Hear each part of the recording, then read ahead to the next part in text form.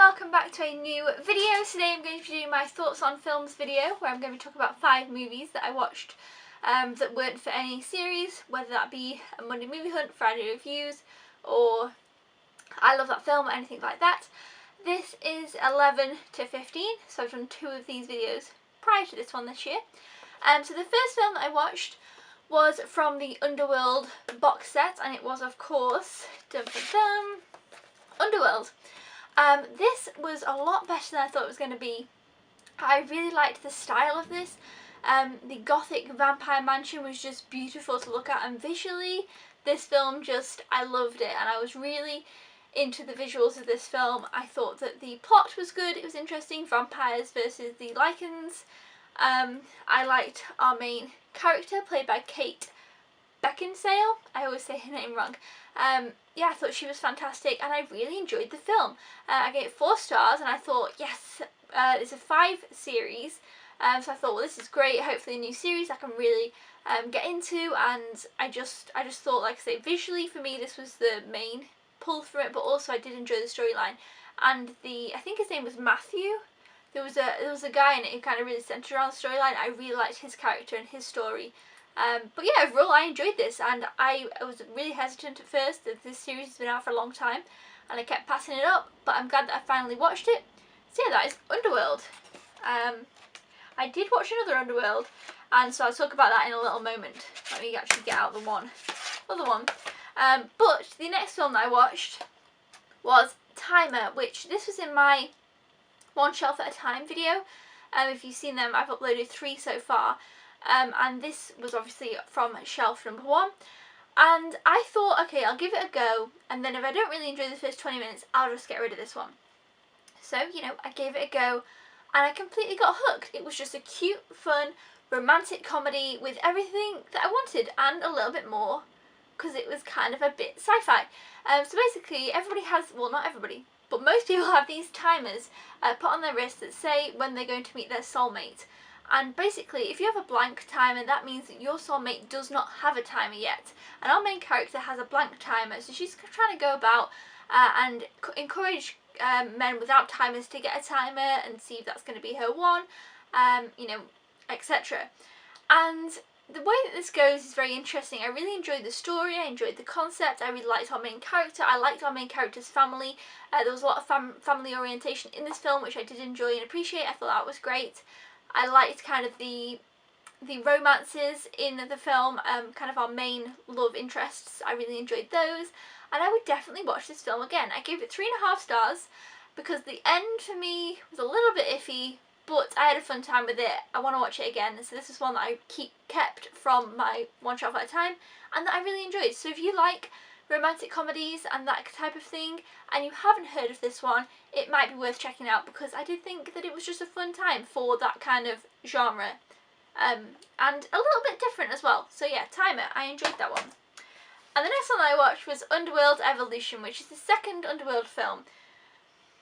This one I didn't enjoy quite as much. I don't actually remember what I gave it. Let me check on Letterboxd, even though I could just make up whatever I want to give it now. But I'd be interested to know, because I don't know if I gave it 3 or 3.5. I don't know. I feel like I wanted to like it quite a lot, so I might have given it 3.5, but I didn't really enjoy it as much, so I pressed the wrong thing. But I really do love Letterboxd. I've been keeping up with that. Let's see. Underworld, I gave it 3. Okay. I thought I did, because I thought 3.5 might be a bit too generous for this, because I didn't... I liked it. I liked where the story went. I liked how it tied back to the first one.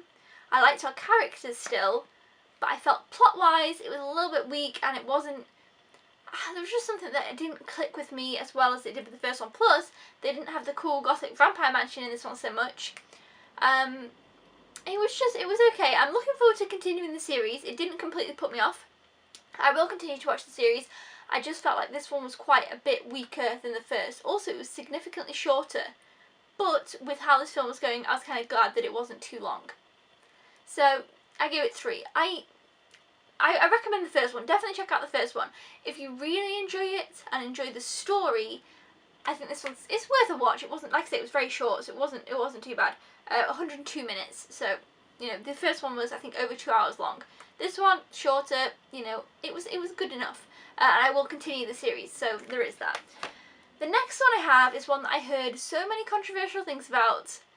It just, yeah. And that is Jurassic Park: The Lost World. Now, this is obviously Jurassic Park 2. I had never seen this, and everyone always says, oh, they don't like 2 and 3, etc, etc. So I went into this with very low expectations, and again, it was on my shelf challenge, so I thought, right, I don't really want to get rid of this, so I am going to watch it. Because if I didn't watch it, I had to get rid of it, or basically I just had to watch it, or get rid of it. And I enjoyed this. I had a great time with it. I thought the T-Rex scene with the bus was awesome. I really liked Julianne Moore in it. I liked the little, I don't know what they were called, these little critter dinosaurs that they were kind of at the beginning, and then throughout the film I liked those. I liked the characters. I thought the little girl was interesting. I liked the raptors. The end was a little bit weird, but you know, it was just fun. I was just having a fun time with the dinosaur film, and I enjoyed it. I would watch this again. I gave 4 stars. Now, obviously I gave Jurassic Park 5 stars. Jurassic Park was like fantastic. This was just a fun dinosaur, fun adventure. I enjoyed this, and I had a good time with it, and I am looking forward to watching it again in the future. So, I really underestimated this film, and it ended up surprising me. So yeah, if you haven't seen it, go in with it with kind of low expectations and expect just fun dinosaurness, and then that's what you'll get. I really was happy with it. And finally, another one from my on the shelf. I have Far From Home: The Adventures of Yellow Dog. Seriously, what is that title? I bought this film probably at a car boot, or I don't know, because it had a dog on the front. And at the time, I was trying to buy loads of dog films or animal films, etc. And then when this one came up on the shelf, I thought, am I really going to watch this? Far From Home: The Adventures of Yellow Dog. I thought, okay, I'll give it a go. And I checked out the trailer. The trailer looked good enough. And it looked cute, and it was a dog, and it's from the 90s, so I was like, yeah, okay, 90s, dogs, you know. And I really, really enjoyed this film. It completely surprised me. It was more of a survival film, and it was fantastic. So basically, this boy and this dog that he calls Yellow, he finds this dog, and him end up kind of stranded, and they have to survive. And I did not expect that at all. It was different. It was very, it kind of had that 90s family film vibe. I really enjoyed it. I gave it 4 stars. I definitely recommend it. If you like family films, and you like those 90s family films, then I don't see why this one isn't one that you check out. I definitely recommend it. I mean, it's not the best thing ever. I mean, we're rating it on, you know, the family film spectrum. It's not like Free Willy, though. Free Willy's like, really, I love Free Willy.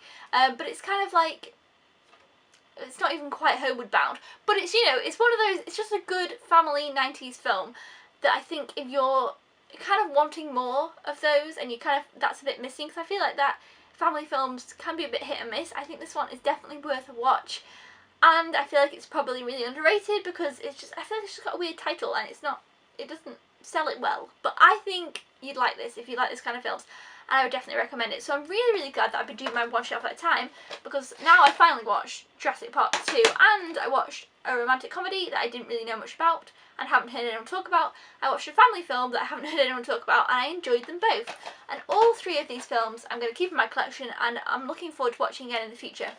And then obviously I'm happy with my Underworld box set, and I'll continue to watch through these. So yeah, so that was my thoughts on films. Oops.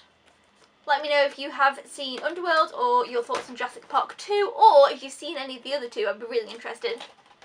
Thumbs up if you enjoy thoughts on films. Don't forget to subscribe if you haven't already, or if you are a newbie, and I will see you then. Goodbye!